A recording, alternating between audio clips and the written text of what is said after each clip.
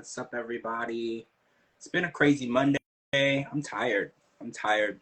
I've been acting very petty today. Oh, how are you? Good. How are you? I'm, I'm good. What's the temperature like where you are? Because I have people that are on the West Coast that it's really, really hot outside. It has been really, really hot. It was 90 yesterday. Today it's 77. Well, it's 77 right now.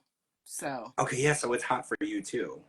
Because I guess in California it's been like over 100 degrees, which I think is insane, It right? was like 98 the day before yesterday, and then 90 yesterday. Oh, you're hotter than us. But it's supposed to be 80 degrees tomorrow, and then the next day it's only supposed to be 58 and rainy. So, Oh, welcome to Oregon. that's crazy. I mean, it's just 90 every day here. So, Well, we're on fire again. There's like 18 new fires. So. oh, that's not good. But Heat and fire don't mix. I've learned that. Heat and fire are the. We're supposed to get rain, so that's good. We're just hoping there's no lightning with it. Yeah, we had nothing but thunder, lightning, and rain all day today. So, and knock on wood, hopefully my internet isn't affected yet. So. Oh no. I was stressed all day, but we're good. So I want to talk about this episode 11. The other way, we got a beginning scene with Sarper and Shekinah, and I mean, I did like that Shekinah was stern and she wanted to let him know that it wasn't okay. But one thing that triggered me, right? Like I got a little triggered because he sat there like a little wounded bird, like a little sad puppy, and he wanted her to feel bad for him. And I was like, I'm still waiting for the apology. Because I was like, you ripped her hair out of her head, you took her phone away, you screamed at her, you acted like a complete psychopath, and then you got the audacity to sit here and he's like, you don't understand my pain. And I'm like, what pain?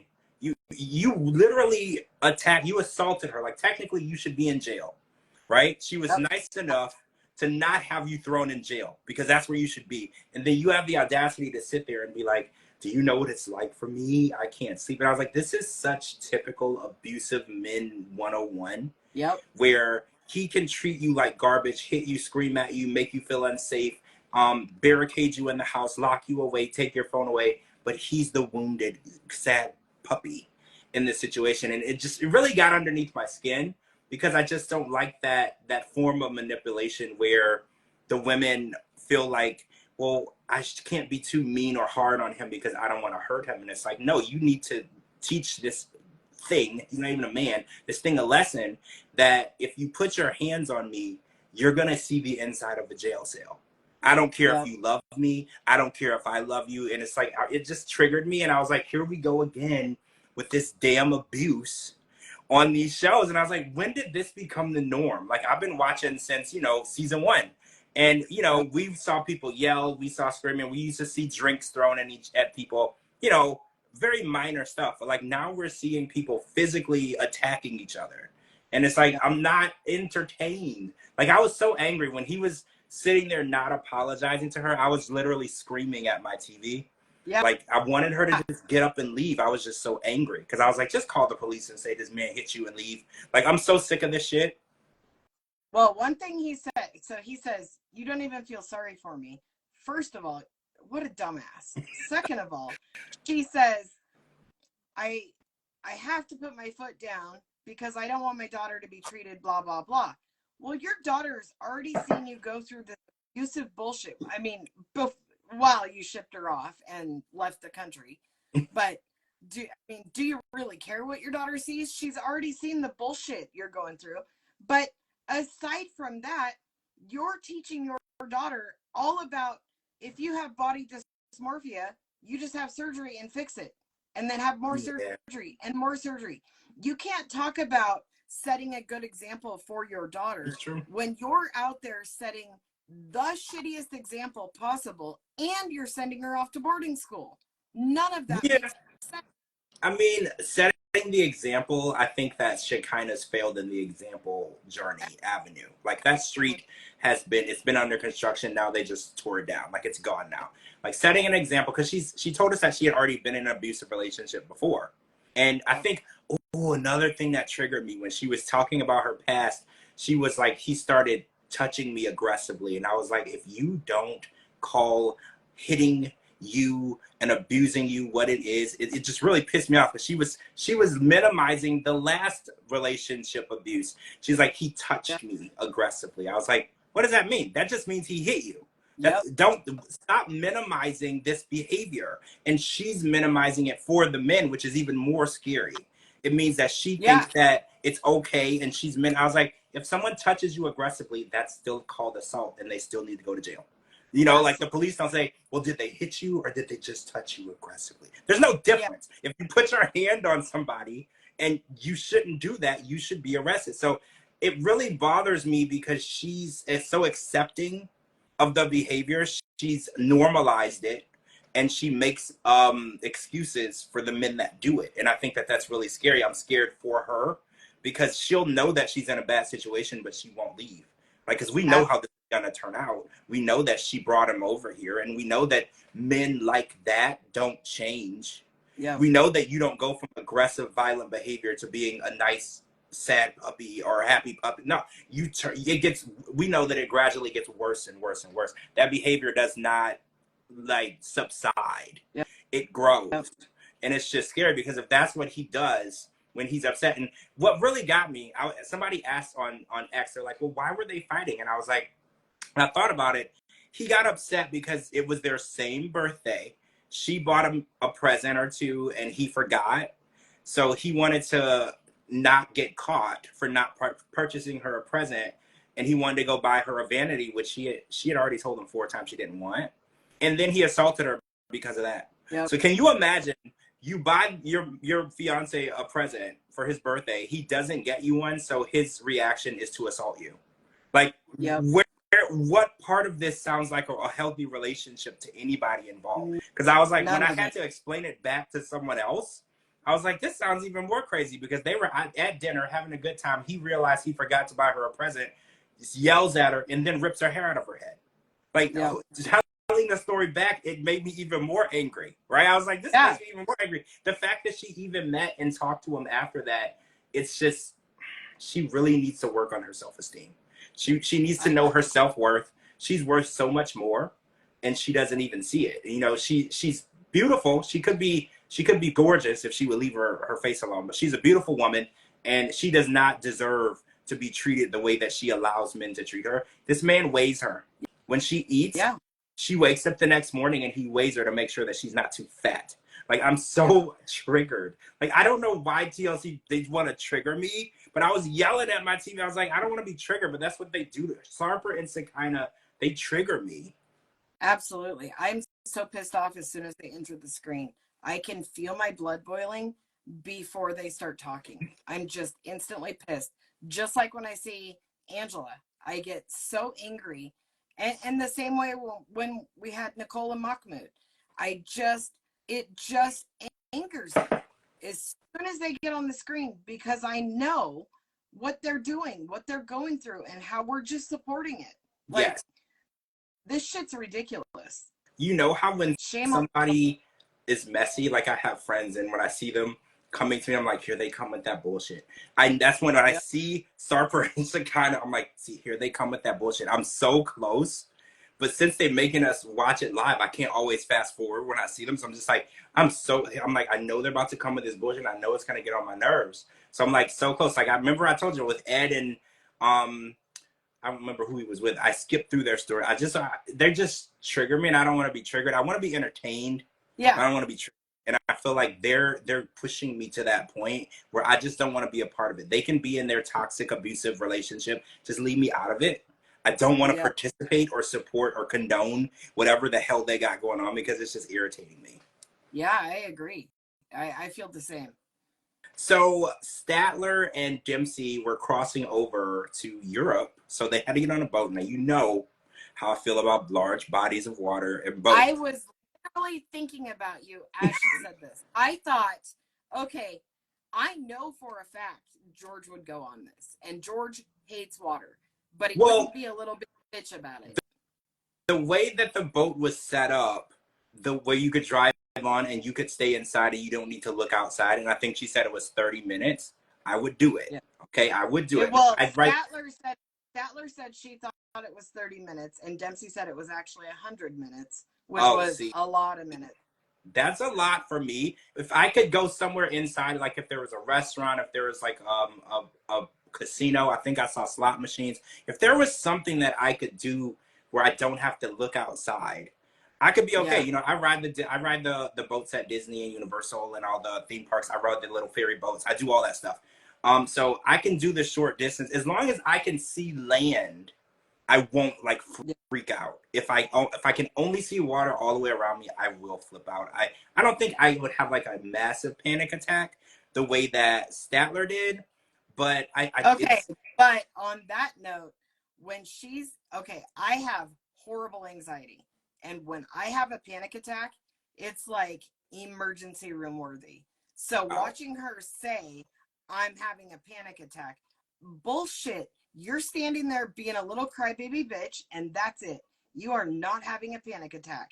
You want your way, well, and if it was that traumatizing, you would not stand next to the rail. well, that is true, right? Like I have anxiety and I have had panic attacks and it affected my breathing.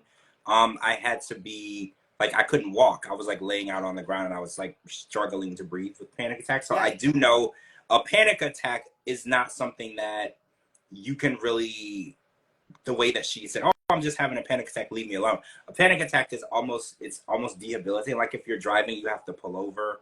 If Yes. you can't really do anything else. And for someone to say that they're really scared of water, for her to go out there and stand out and watch the boat, that's something that I would never do. Yep. You know, like I can't swim and I'm scared of large bodies of water. So yeah, when I do get on the little ferry boats and stuff, I go inside in the belly part where you don't see out. Yeah. And that's how I can feel the vibration. I know what's going on.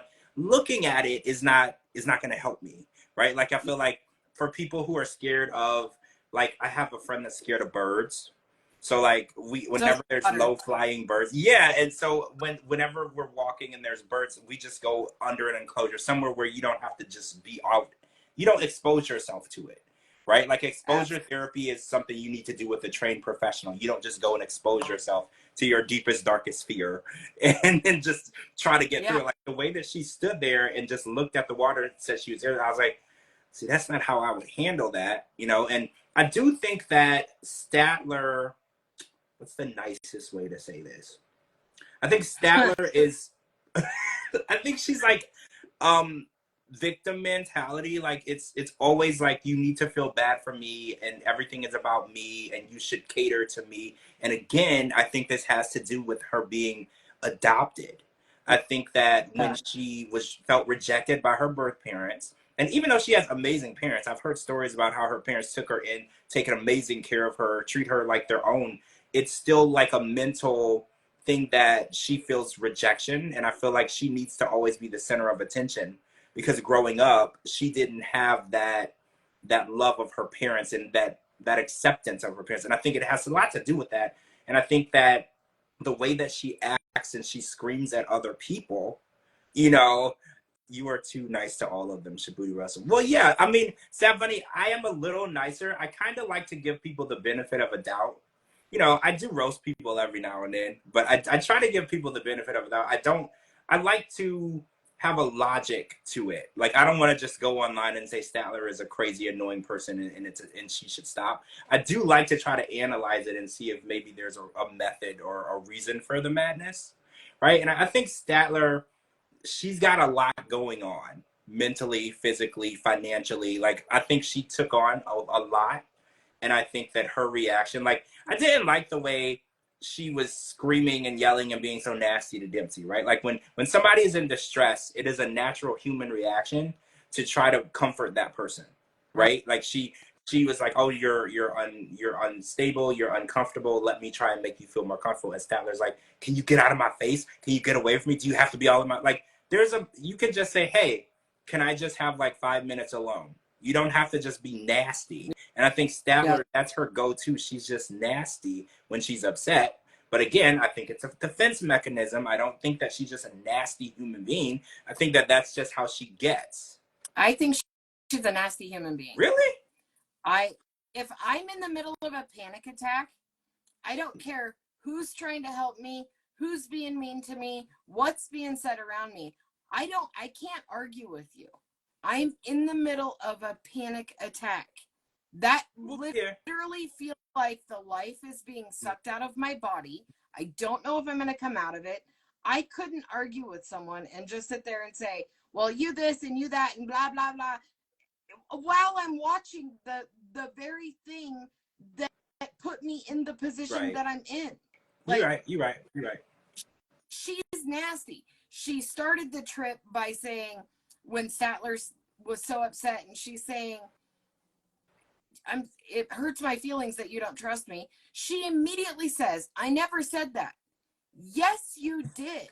Last episode, those are the words out of your damn mouth. Are you forgetting that everything you say is being recorded and televised? You can't say you didn't say shit when it's on national TV. She's crazy. She said that. Crazy. She said that about something about the van too, because Dempsey was like, we did have a conversation about the titling of the van and all this, and Statler's like, I don't remember saying that. That never happened. And she's like, well, that's upsetting, you know, because, and I think she does. She denies, if she doesn't like the outcome of something, she'll deny it. She'll be like, well, I didn't say that, even though she did. She just didn't think about it, and she said it, and she prematurely gave an answer. And then when she doesn't like the outcome, she denies it. Like, she's like, oh, well, you're a liar, and you're evil, and you're a cheater, and you're scamming me. And, you know, I feel like she's a self-sabotage, too, because I'm not saying that her and Dempsey are, like, a match. I don't think that they are. But I do think that Statler always self-sabotages herself. Every time she tells us her stories about her past relationships, it usually sounds like she self-sabotaged the relationship. She's like, well, I gave too much, or I paid their rent, and I gave them money to buy a house. And yeah, she always does something bad, and then the relationship fizzles. So I do think that she's also a person that doesn't want to do, it's like a subconscious thing where you self-sabotage yourself. Some people have that, where you're your own worst enemy, right? Like your also, mind fights against you. I totally agree with that. But also, as a good human being, if your partner's excited about something, it doesn't matter if it's going on a ferry boat or getting new shoes or something that's coming on TV. If your partner's excited, generally, you as a human enjoy that. Yeah. Enjoy to see your partner happy, excited about something. And she literally says, your energy's too high right now. So because it's something you don't want to do, you're taking that excitement. Misery loves company, the famous saying. And that's exactly what she's doing. Every time Dempsey's happy about something, Statler drags her down. That is so accurate. Every time. It's so funny because I tweeted out tonight, I said, if Buzz Killington was a person, it's Statler. So I love that. It's so accurate because she is Buzz Killington. Every time Dempsey is excited or happy about something, here comes Statler killing that buzz. She's just like, oh, well, this van is too small, and I don't know how I'm going to get internet, and I don't know how we're going to pay. But like, whatever the situation is and it's positive, she's there to bring a negative light into the situation. And I was like, man, I don't remember, I think it was The Simpsons, whoever created the Buzz Killington character, and he was just always negative. I was like, Statler is like Buzz Killington. She waits until everybody is in a super good mood, and then she just starts ragging on it. Like, oh, well, this is a problem, and I don't like this. And it's like, she's the person that I don't invite to stuff, right? Because I don't want somebody to come and kill my mood. If I'm trying to have a good night, Statler's not coming, because Statler's going to come and she's going to piss all over my good night. So I think that you nailed it. She's just a negative person in general. Like, no matter the situation, things can be going well. Things, no matter good or bad, she's always sees the negative. Yeah. You know, there's glass half full, glass half empty people. She's a glass half empty all the time. She always sees the negative in whatever the situation is. Yeah, her glass is broken. Okay, so negative Nancy, Debbie Downer. Oh yeah, that's Buzz Killington is like a Simpsons character. I was obsessed with Simpsons, but yeah, negative Nancy, and I think Debbie Downer, they did that on Mad TV or Saturday Night Live. Yeah. But yeah, I want to talk about Sean and Joanne because they're stalling. They got the kids there. They rented an Airbnb. So I have a question. Did we know that Sean lived with his mom before tonight? I didn't think so. So there's like more red flags popping up with Sean left and right. Like I thought it was weird when he was like when we first met him, he's like, if anyone wants to know what my job is, I'm a dad. And I was like, cool. So who's paying for shit? You know, so and now I'm finding out his mom is paying for shit. So like now there's like all these red flags popping up for me because I was like, they've been married for 3 years, whatever. That's one, neither here or there. But he lives with his mom. He doesn't have a job. What does he do all day? Yeah. Like I have questions now because obviously he's a fighter. I think whatever, I don't know if it's MMA over there. I don't know what type of fighting they have, but those people, I have friends that are fighters. They don't fight every day. I have friends that are MMA fighters that fight 2 or 3 times a year. And then the rest of the time they just train. So they have like a normal job or, you know, they do things to make money in between their fights because they don't fight. I don't think as a fighter, you're physically capable of fighting every week because you have to train, you have to make weight, you have to prepare yourself. So what the hell is this man doing all day? I'm just really confused. And now I'm beginning to wonder if Joanne is funding his life. You know, because obviously his mom is paying all the bills and keeping him and his daughter fed. But like, is she the one paying for all the tattoos and the clothes and for him to have a good life? Is this why he likes MILFs? Like, I'm getting like red flag after red flag now. So now not only is she just leaving her kids behind and moving to a different country, is she moving in with him and his mom? Right. That's a great question. That's a great question because he clearly has not even an apartment. You know, at his age, I was like, I get it. You might not have a house in your early 30s, but you could have an apartment. You have a daughter, you know, like you would want her to have her own. And I know a grandparent, you know, they're going to take care of their grandchild, whatever, no matter the situation. But I wonder, is he taking advantage of his mom? You know, is it that he could have had his own place, but he just doesn't want to, and he's now taking advantage of her? Because now she's taking care of a grandkid, too. Because if he doesn't have a job, you know, if there's a grandma in the house, the grandma's not going to let her grandchild suffer. So he's, like, taking advantage of his mom. And if he would take advantage of his mom, he would take advantage of Joanne, right? Like, that's pretty damn clear. So I just want to know, again, how much money has she sent him? That's, like, I need to know. Like, I need to know how much. Is it, like, a monthly thing? Is it, like, if that's whenever he asks, like how much, like now I'm just wanting to know why they ended up together because she said that her business is pretty successful. I mean, all of the psychics say that, right? So we don't, I have never seen financial records, but she says that it's pretty successful. So I'm beginning to wonder if he picked her, because remember, they met during a reading. And I'm beginning to wonder if that wasn't coincidental. Maybe he was like, oh, she charges so much for these readings. She's booked all the time. They just started talking and he's weaseling his way into her financial situation, right? She should have seen coming. Well, yeah. If she's a real psychic, she should have saw in the cards that he's scamming her, right? Yeah. And I mean, I liked him at first. But tonight was just a lot for me when he's like, oh, I live with my mom, so I just got us an Airbnb. And I was like, back up. I was like, y'all have been married for 3 years. So in 3 years, you didn't have time to get a place? Because what if for some weird reason, her kids do like you and they do approve of her leaving the country? Where the hell are y'all going to go? Yep. You know, like, so now you have 3 years to prepare that. 3 years. So you have 3 years to save money. You have 3 years to make plans. You have 3 years to get a down payment for a house. You have all this time to prepare and you've done nothing. All you could prepare for them was an Airbnb, which you can literally book within 2 minutes with your phone. So that's no planning at all. Probably with her money. Also, Gina says his job is taking money from MILFs. See, I'm beginning to think that because he said that his type is American MILFs. And, you know, him being a younger guy who he takes care of himself in decent shape. I think that it's very possible that he could swindle money out of an older woman, right? Oh, he's good looking. He's definitely good looking. He doesn't look like he's had like a shitty hard life. He looks like he takes care of himself. I mean, I can see a lot of American women that would be attracted to him. But do you think it's one of those scams where he doesn't ever want to come here? Like, remember, who was it? Mike and Amina. They're like the people that just like the support.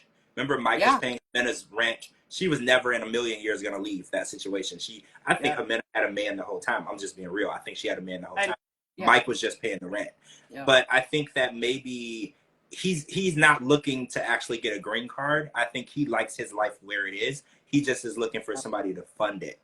And I think definitely. Yeah, I don't think that he wants to move here. I don't think that that's ever really a thing. And I kind of think in the back of his mind, he knows that she can't leave. You know, she's got an 8-year-old kid. He knows that she can't leave and come live there. And I think that's an easy way for him to just keep her on the hook for sending money. I think that he knows deep down it's impossible. She's never going to be able to leave her 8-year-old son. If she's a good mother, she's never going to do it. Like, even if the son says it's okay, she's still not going to do it. And I know that her ex-husband is not going to let her take their son. I don't even know the man, but I know he's not going to let her take his son to Ireland. I already know that. I know one thing about parents: just because they're separated doesn't mean that either parent loves the child less. So I guarantee you, if she tries to take that child to another country for good, there's no chance it's going to happen. And I think Sean is like, I know she'll never be able to make this work. So I'm just going to keep love bombing her and keep getting as much money out of her as I can. And I think, Gina, you're right. There's a lot of other women involved. I think other women go to Ireland.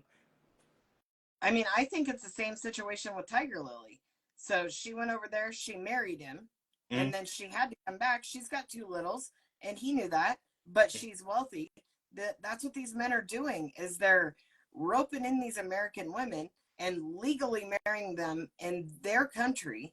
So there's got to be some sort of financial support that has to be happening, because they know these women aren't going to leave their children behind and move over there. And I think he's a prime example of that. Yeah, that's true. That's true. Because, see, we were talking about that yesterday. 22-year-old model, that's code for broke, right? Like, first of all, 22-year-old guy is usually not doing well financially. That's like too early on. Just like a 22-year-old girl. They're still in college, or they're just getting out of college, or just figuring shit out. They're not going to be able to support themselves. Barely. I mean, I guess 10, 15 years ago, they could a little more, but like now you're like 30 before you can support yourself. Like, the world is like really different. So like, she's basically taking on a third kid, you know, and that's kind of what Joanne is doing. She's taking on a third kid, and then her third kid has a kid. And I haven't too much research into Joanne's ex-husband, but Tiger Lily's ex-husband is in a very powerful position. So even if she wanted to fight him, I don't think financially she would win. She might have a lot of money, but I think he's got a lot more. And I think he would have better attorneys and be able to fight that. And any good mother's not going to like, oh, okay, well, since I didn't, even if the husband hates the ex-wife, they don't hate their kids. You know, and I've seen a lot of these custody battles where it'll just be like across state lines, like a state away. They will fight. Yeah. They will fight you. Not so much that they don't want you to be happy. It's more so much that you can't, because that's going to greatly limit the time that they have.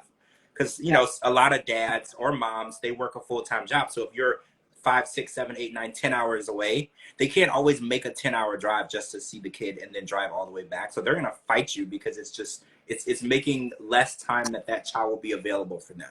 And that's not fair, you know? And I think if that's the case, Sean's pretty smart. You know, he's pretty smart. But he said in the beginning, he loves MILFs. And one thing about a MILF, she knows exactly what she wants, and she usually can take care of herself. And that's something that you would want if you're a male gigolo, basically. Like, if you're looking for a woman to take care of you, you would want a MILF. MILFs are a dream. You know, it's like sugar daddy, but in female form. They can take care of you. They can give you what you need financially. And if that's what he's doing, there's probably a lot of MILFs. Like, I think there's a rotation of women coming to Ireland, right? It's definitely probably a rotation. This guy is not a rookie. You know, like, I feel like he's working his way in with the kids. And it's like, I get that you want to have a good relationship with the kids, but if she's never going to actually move over there, does it really matter how her kids feel about you? You know, like, it's not going to make or break anything. You know, when her son said tonight, I don't know a lot about your relationship. I know that you guys are together, but I don't know a lot about your relationship. Well, so. it's well, remember, Sean's mom and daughter doesn't know anything about this either. Because at first I was like, well, he should have brought them all to the mom's house so everybody could get to know each other. But I think the mom might not be fully aware of what he's doing with all these different women. So Right. he probably rents the same Airbnb every time a woman comes Yeah. out. So his Yeah. mom, right? So his mom isn't catching on that he's got like a roster of MILFs Yeah. that come out Yeah. to see him and give him gifts and bring him, I don't know what they do, give him money. Oh, you know what? We saw this with Stephanie when she was on the show. She would bring like $20,000 watches. Yeah. Do you remember that? She would bring him all these gifts Yeah. because she was his sugar mama. You know, and guys, if there's any sugar mamas out there, my DMs are open. Just send me a Yeah. DM. Mine too. Send us a DM. Let's work something out. You know, I'm not a prostitute or anything, but if you want to hang, we can hang. You know, like, you know, it is what it is. Like, let's just put that out there real quick. But I don't know. Tonight was like a red flag for me. I was just like, I don't know. I don't feel like this guy is legit. Like when I found out, when at first it caught me off guard too. At first, and he's like, "You don't want to know my job is I'm a dad," and I'm like, "Yeah, being a dad is a job, but also taking care of your family is a job. So like you should have two jobs. You should have a job, and then you should be a dad." So that I did a little head scratch because I was like, "Yeah, lots of dads are dads, but they also Yeah. have a job to sustain that life. You know, you have to sustain. Children do not understand money. They don't understand finances. They don't understand mortgages. They don't understand that. They need to be taken care of. And to be a dad, you got to have a damn job. Absolutely.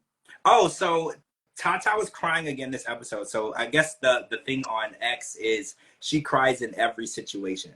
And Yeah. I was like, I think there's a drinking game that was going on X tonight where every time she cried, you drank. I didn't participate, as you can see, because I can still stand. Yes. But if you did, I noticed it as we were going along. She does cry in every situation. She's She of this season. wait, who? The Jasmine of this season. Jasmine. Yeah. You're right. You're right. Everything is a crying situation with her, and I don't know, that would get really tiring, you know. And I think that that's another victim mentality behavior, right? Like when you really want to get your way, because you know Jasmine, the waterworks started the second Gina wasn't saying yes. As long as Gino was saying yes, there was no tears. But whenever he didn't want to give her money for a pageant, or he didn't want to give her money for a lawyer, or he didn't want to give her money for new boobs or whatever, or a new ass cheek, you know, the tears would start falling. And I think it's a red flag for me because it's like a victim mentality thing. Well, also, yeah, the Diva Speak says she's extremely immature for her age. She looks young. Every time I see her, I forget her real age because my God, she could be a 18, 17-year-old girl. She looks so young, but she's a grown up. Yeah. But she's really immature. And again, I think I said this before, she went straight from her parents' house to her husband's house, and she's never had to worry about taking care of herself. You know, she was never independent. And I think that plays a role because there's always been somebody to take care of her. And I think my mom taught me, she was like, you know, because I had a sister, she's like, she told my sister, you should always move out and get your own before, you know, you get married or get engaged, move in with a man. She's like, know what it's like to be responsible for you before, because she's like, don't just leave my house and go straight to some man's house. She's like, because then you're bound to whatever this person is offering you. If they don't want to take care of you, if they don't want to help you, they don't have to. So I think that since she never really had to be independent, she never had to look out for herself. I think it makes, you know, her mindset is of a child because that's how children live. Children don't have to worry about who's going to pay bills, who's going to make food, who's going to buy food because you're a child. Those things are beyond your realm of understanding. And I think that she's still in that mindset of, because, you know, James is like, we need money. And she's just like, somebody's going to pay for stuff. You know, somebody's going to pay for something. That's irrelevant because it's never been on her. It's always been somebody else's issue to worry about. You know. Oh, no, she's not in her 40s. I think she's like in her late 20s. She is. I was trying to look. I think James is 34, and I think she's like 31, right? Something like that. I'm trying to get that age. How old? I'm trying to get her exact age. Oh, okay. I have it. I'm pretty sure she's she looks much younger. Hold on, let me see if I can find it. James and Natalia.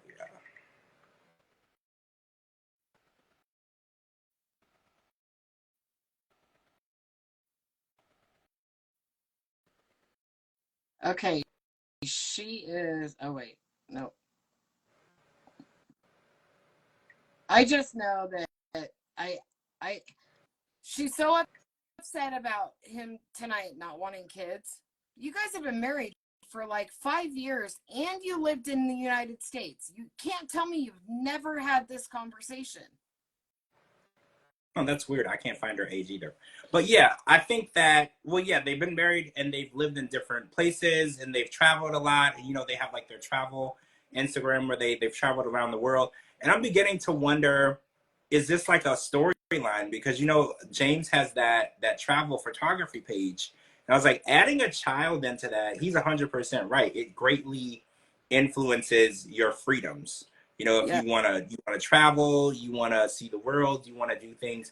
And I tell people all the time, if you don't want kids, don't have kids yeah, because it's such a lifelong commitment. It's not till they turn 18, it's not till they turn 21, it's forever. You know, if they're 35, 45 and they call you, you're gonna pick up, right? Because that's your yeah, child, that's your baby, no matter how old they get. So when people say they don't want children, I respect that because it's if you're not ready to take a commitment that it's going to last for the rest of your life, you know, and then God forbid that child is born with like a disability or an ailment, you are going to have to take care of them and help them, you know. So it's like if you're not ready to have a child, don't. You know, I think that it's such a horrible thing where people rush into to having children and then they're like bound to something that they're you know, their heart's not in, right? Your heart really has to be into having kids, and I think that James don't want them, and I can see that, and I respect that even more because the worst thing you can do is have a baby and not take care of it or not be there for it, or be a deadbeat. That's even worse. So if, at least he knows before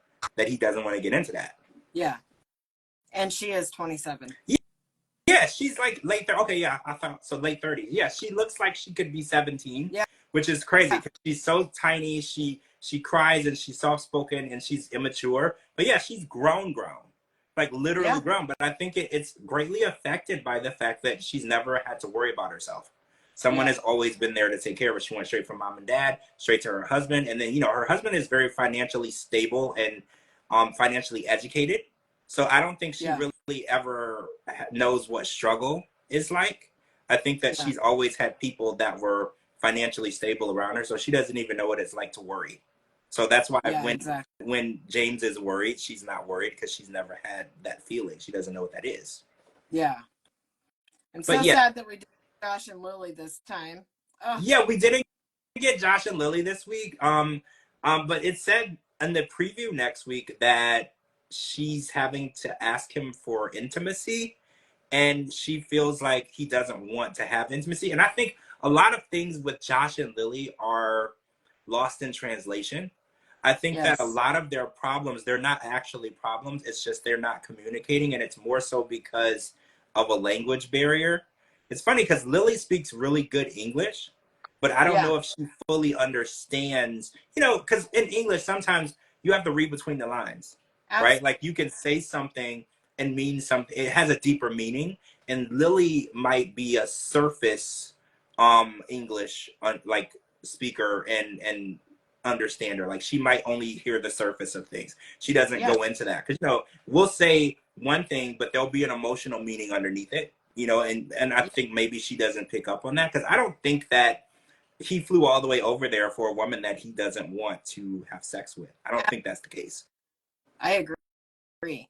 I I've noticed it from the beginning. Their communication, they have really good communication, but anytime there's a language barrier like that, even if you don't raise your voice when you're upset, if you start talking fast, English is hard to understand, even Yeah, for people that their first language. Someone gets talking real quick and it's like, wait, what? And you almost have to rewind or have a repeat or something.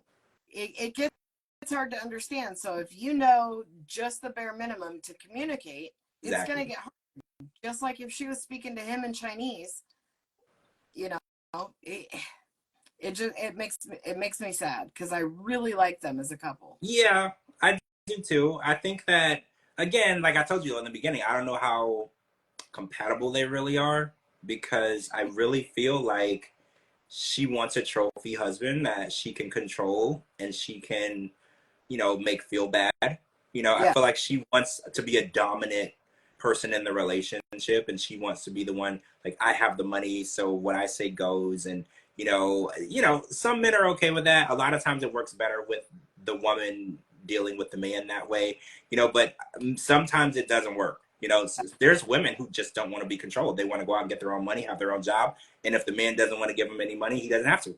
Like, Yeah. there's so I don't know if they're ever going to be compatible, because that 5-year period where he can't work is probably going to break them. Like, to be Yeah. 100% honest, I think it's going to break them. 5 years is a long time to be fully dependent on another person when you were never dependent on anyone, right? Yeah. Like, he was independent, owned his own home, had a good job, and now he's going to be fully independent on someone who makes sure they bring it up every second of the day. Yeah.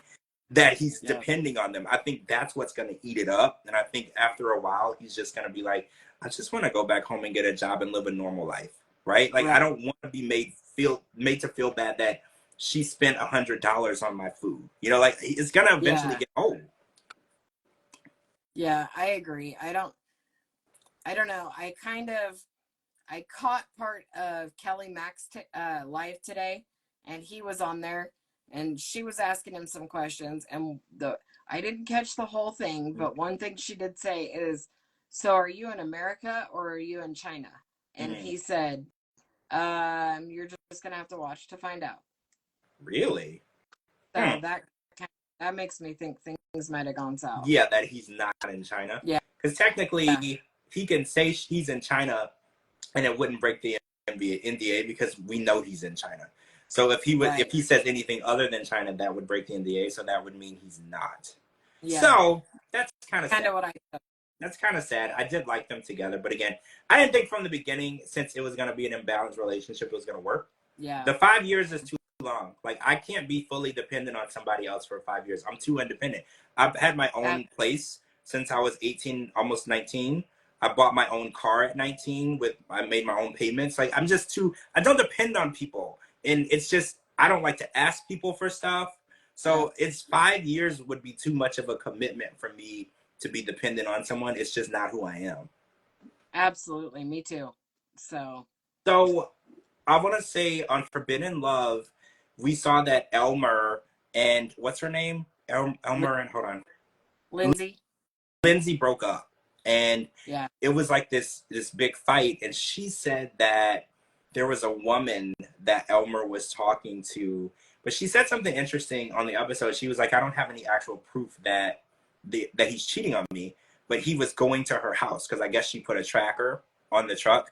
So I wanted to get your opinion on that. Like, how do you feel? Because they're married. This is a married couple. So if a husband is going to the house of a woman and not telling you, is that enough deceit to just say that he's cheating on you because he's not being open and honest about where he's at? Yeah, the horse lady. Because I was like, no, it could be a friendship, but when you start hiding things, I think that's where the deceit and distrust comes in, right? Okay, so I have a tainted opinion on this, but before I say that, I will say I can't say that he was hiding. So she doesn't have any proof, first of all. Second of all, he owns this roofing company. Right. This is a contracted job. So he is contractually obligated to go there. If there is something going on where he repaired the roof and had to bring more materials or anything like that, he would still need to communicate with her. Now, she said something about him using a couple of emojis, smiley face emojis or whatever. She didn't say it was like heart emojis or the purple devil or an eggplant or anything like that. She said smiley face emojis. So I use smiley face emojis all the freaking time. So does my husband. So do my kids. So does my boss. When you're texting employees, like business-wise, do y'all use emojis? I do. Oh, so you do? They do. Okay. Yeah, like have a good day with a smiley face, whatever. But also, she said that they were messaging on Snapchat. Now, that's the part that sways me a little bit differently, because if I'm contractually obligated to you because of work, you can text my phone number. We don't need to Snapchat where the Right. messages disappeared. That part is off. I get that. So But that's say what so got. let's say that Elmer wasn't having sex with this woman. Is the relationship just talking, like, because emotional cheating can be cheating too. Is that enough that she can't trust him anymore, that he would talk to another woman behind her back? Okay, well, I'm sorry. She's talking all this shit about him, first of all. She put his business out there on national TV, how he's addicted to watching porn and blah, blah, blah, and how he's like raising a child and he doesn't brush his teeth. So she already humiliated him on national TV. Then she puts a tracker on him. Yeah. So he's clearly got issues. He's not out there tracking her and all that shit. But like I told you yesterday, I did watch his TikTok live. Yeah. And he insinuated on there without directly saying it that she made it look like he was cheating because she was actually cheating. They have since divorced. Their daughter's 14 months old and she is very much in a very serious relationship. Right. And posts it on social media. He is not in a relationship. He's not even seeing anyone. Well, it would have to be somebody that she already knew, because the daughter is only 14 months old and they were together when the daughter was born. So, Yeah. and a divorce takes more than a few weeks to go through. So this relationship they had to at least known each other while she Yeah. knew Elmer, right? Like, I feel like, or overlap, some sort of overlap. Yeah. So that could be too, because you know what they say, the guilty dog barks first, right? So Yeah. if she was out doing something wrong, when you're doing something wrong, you're always paranoid that someone is following you or doing something wrong too, because your conscience is very active, especially when you're doing something bad. When you're doing something you're not supposed to be doing, your conscience is overactive. Like, it's always making you feel like, oh, I have to pay attention to what people are doing, because it's you. It's actually, your mind is actually telling you on you, but you're projecting it onto Yeah. other people. So it's very possible that, and I don't want to sound like rude, but Elmer is like 23, 24, but I feel like he's got like the mindset of like a 14, 15 year old. Right. I don't know if he's capable of like being a liar and a cheater, like, and Right. being able to convince people that he's not. I feel like because when he's doing something wrong, because like when she would confront him about the porn on his phone, when you approach someone about something they did and they just look guilty before you even say anything, he just Right. looks guilty. So it's like, if he really was doing something, it would be very obvious, because he was raised in an Amish community where you couldn't do anything, and then you got caught, you got beat. So I feel like he has a conscience too, and I feel like, I don't think that he would be out there trying to sleep with everyone, right? Yes. That he met. I don't know. I don't get that vibe from him, and I But think that also watching okay, watching this show, she makes him look like a total idiot. Like he's just stupid.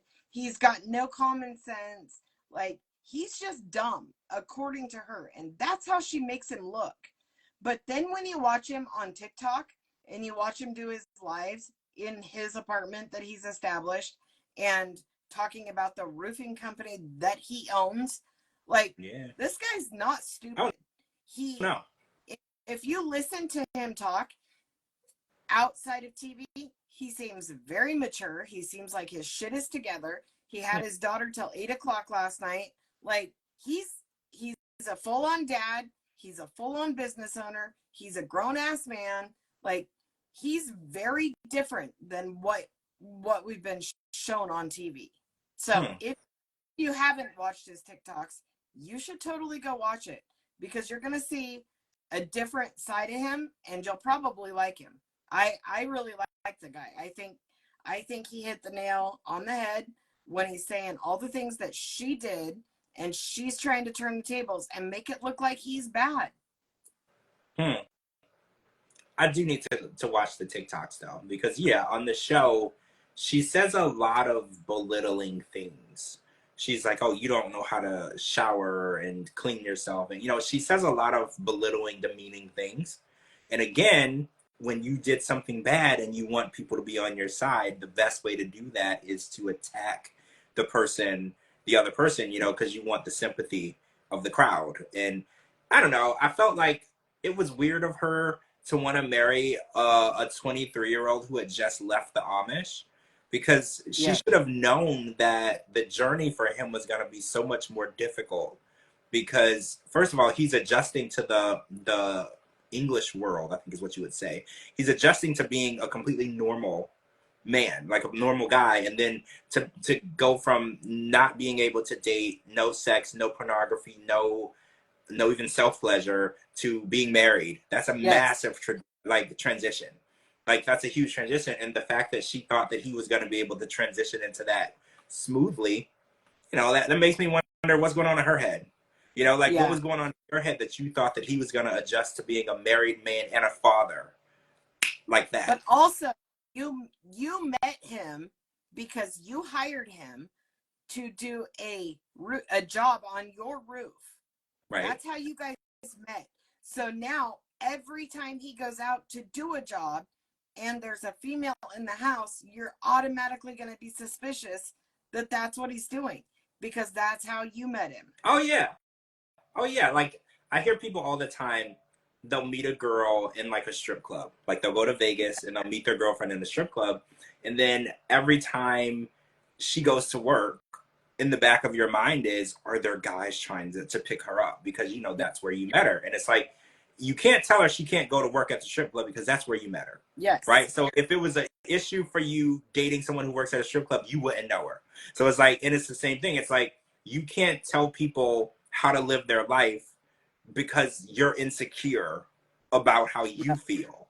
So yeah, he came to her house. She picked him up as a roofer. Yep. She picked him up. And so her insecurity is he's going to other women's house, they could pick him up. Yeah, that could happen. That's your insecurity though. Yep. If you're married to a person, you have to trust that person. If you don't trust that person and you marry them, again, that's an issue that you have to deal with, because you should have never married the person if you don't trust them. If you think that they're going to, every time that they go to work, they're cheating on you, you know, because that's what Angela did. She made Michael quit his job and stop working because there were females that existed in Nigeria. Who would have known? There are females like this. So he had to quit his job because her insecurity was if he's around other people, women, they're going to cheat. And it's like, you shouldn't, if you really have that mindset, you're not ready to be in a relationship, let alone a marriage. Because if you think that every time the person leaves the house, they're cheating on you, you're not ready to be in a relationship. If you have to track them, you shouldn't be in a relationship. You are too insecure in yourself to be in a relationship with another person, because trust is the number one main component. Some people think it's love. It's really not. It's trust then love, because you need to trust that this person loves you and trust that they're going to do right by you before you even love them. Because if you don't, because marriage is, you're putting finances together, you're buying stuff together, you're building something. You need to trust that person. Right? Like, I don't care about love at that point. If you're going half on a mortgage, I need to trust you.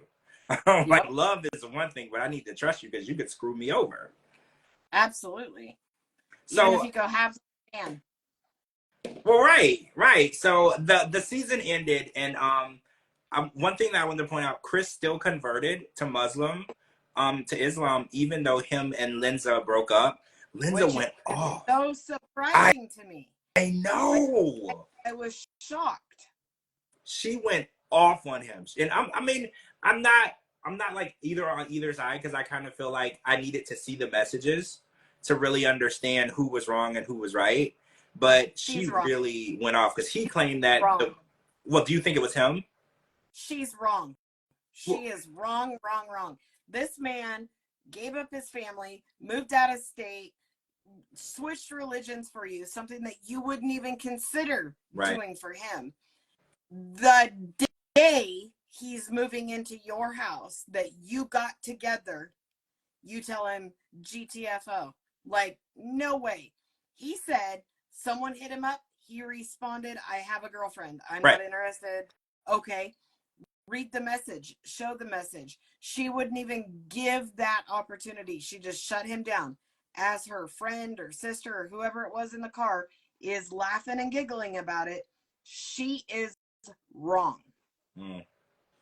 I wanted to see the messages. I needed context because, you know, people reach out. You can't control who reaches out to you on social media. Yes. If somebody sends you a message, they can send you a message. It pops up on your phone. I have period. And first time responding to my DMs. I have like 700 freaking messages in my DMs. oh my God. I'm so bad at it. I am so bad at it.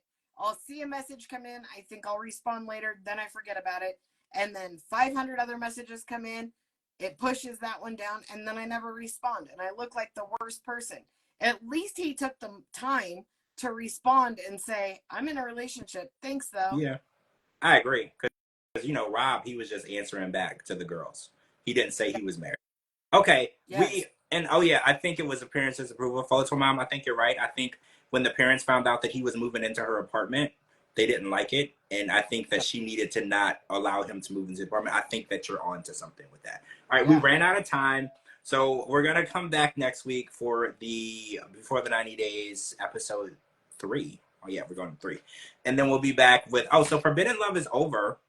So I wonder what's premiering, or was it Plathfield? Maybe it was Plathfield that premiered. Something should be coming. Something else coming. I can't remember what. Well, I don't know. Oh, I Love a Mama's Boy. Mama's Boy is coming up next week, so we'll probably cover that. But yeah, we'll be back. Hopefully, fingers crossed. I hear from Dee Dee soon. We want to get Dee Dee back here. Make sure you're following. Make sure you're following Cara on social media. I'm gonna tag her in this video. Make sure you follow me. Hold on, we're gonna have Elmer on soon. He just messaged me, so probably next week we can have him on. Yeah. Or if he can do this week, let me know, and we can do an interview with him, because I have a lot of questions. Make sure you're following me on all social media platforms at George Mossey, GeorgeMossey.com. Anyway, get your podcast, type in the George Mossey Show. Thanks for joining us. Thanks to my co-host Cara. We'll talk to you guys really soon. Everybody have a good night. Bye.